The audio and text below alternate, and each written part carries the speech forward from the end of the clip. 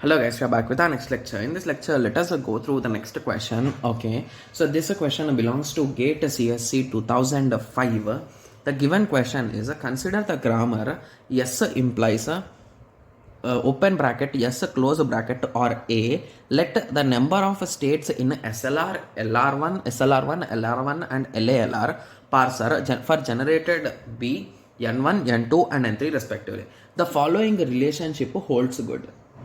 Okay, so to be clear, most of the students might be thinking that they need to solve this particular question 3 times, right? But the reality is that without solving the question also you can answer this question, guys, because there is a standard rule with respect to this.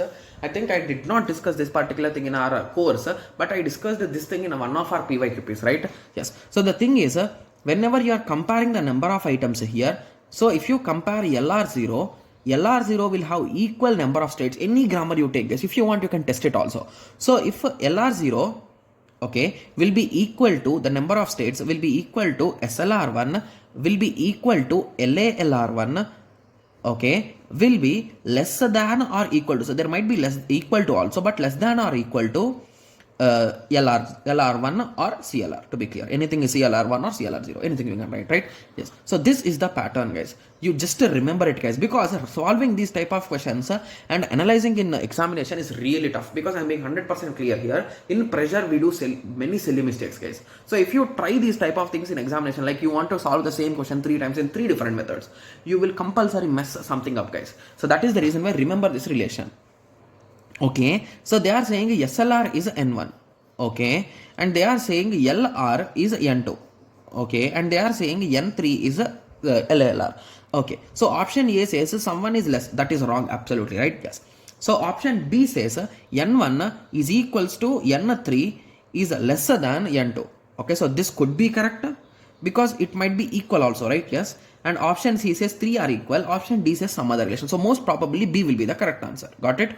Yes. So few students are like, okay, so we understood this. What if in the question he gave another option which is saying N1 is equals to N3 is lesser than or equal to N2. So now what to select? So now it's a bit tough that you need to solve this particular question in these two methods, guys.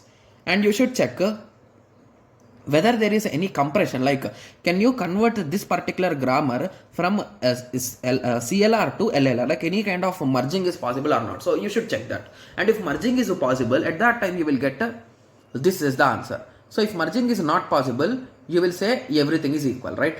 Yes. So that is the logic. So if you at that time, if both options are there, you need to solve it. But most of the times the examiner doesn't want us, guys, because these problems individually will take around 2 minutes, right? A minimum of standard 2 minutes will be taken. Few students will be there who will be solving in 1 minute, but I say average you will take 2 minutes, guys, because you need to find follows first and all those things. And when it comes to LR and LALR, it's a bit tough, right? Yes. So that is the reason why even examiner knows. So we will ask on these relations only, guys. Okay. So don't worry too much and be perfect with this type of relations and memory based things. Okay, in compiler designing very rarely we get direct questions, guys. Most of the time he will giving some conditions, and based on that conditions you should identify. That's it, right? Yes. Okay, so now I hope everyone got a clear idea with respect to this. So in the next lecture, let us continue with the next question, right? Yes. So let us meet in the next lecture. Thank you. Thanks for watching. Like, share and subscribe for more awesome videos like this. Thank you.